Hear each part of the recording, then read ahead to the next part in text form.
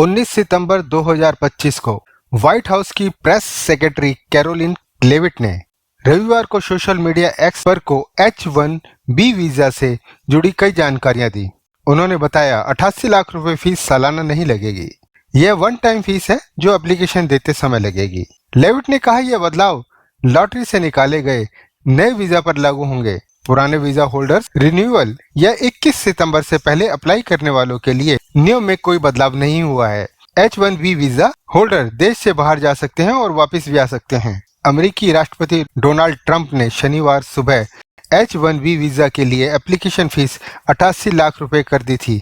इसके बाद Meta, Microsoft और अमेजन जैसी टेक कंपनियों ने अपने विदेशी कर्मचारियों से रविवार तक अमेरिका वापस लौटने को कहा था। वहीं व्हाइट हाउस ने ट्रंप के H-1B वीजा आवेदनों पर फीस बढ़ाने का समर्थन करने के लिए फैक्ट शीट जारी की है। इसमें बताया गया है कि इस कदम से अमेरिकी लोगों की नौकरियां सुरक्षित होंगी क्योंकि विदेशी कर्मचारी कम वेतन पर अमेरिकी नौकरियों पर कब्जा कर रहे हैं। विशेष समाचार बुलेटिन में हम देखेंगे कि H-1B वीजा फीस में बढ़ोतरी भारत के लिए हानि है या लाभ। अमेरिका ने H-1B वीजा की फीस में बड़ा इजाफा किया। भारतीय पेशेवरों और IT कंपनियों पर पड़ेगा सीधा असर। विशेषज्ञ मानते हैं अल्पकाल में नुकसान, लेकिन भारत का हो सकता है दीर्घकालिक लाभ।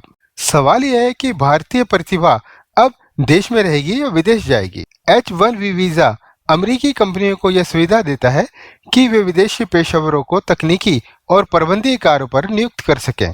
हर साल लगभग 85,000 वीजा जारी होते हैं और इनमें से 71% भारतीयों को मिलते हैं।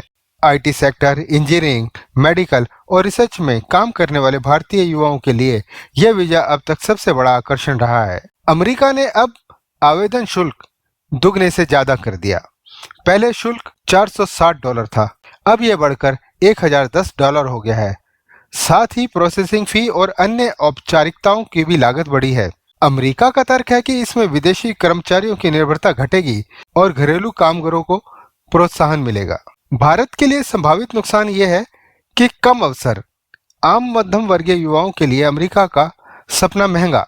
IT इंडस्ट्रीज पर दबाव। भारतीय IT कंपनियों की लागत बढ़ेगी। ब्रेन ड्रेन धीमा होगा। बहुत से टैलेंट विदेश जाने से रुक सकते हैं। छात्रों पर असर। डॉलर में कमाई की उम्मीद कम होगी, जिससे करियर योजना प्रभावित होगी। अब भारत के लिए संभावित लाभ ये हैं। देश में टैलेंट का उपयोग। उच्च योग्यता वाले इंजीनियर और डॉक्टर यही काम करेंगे।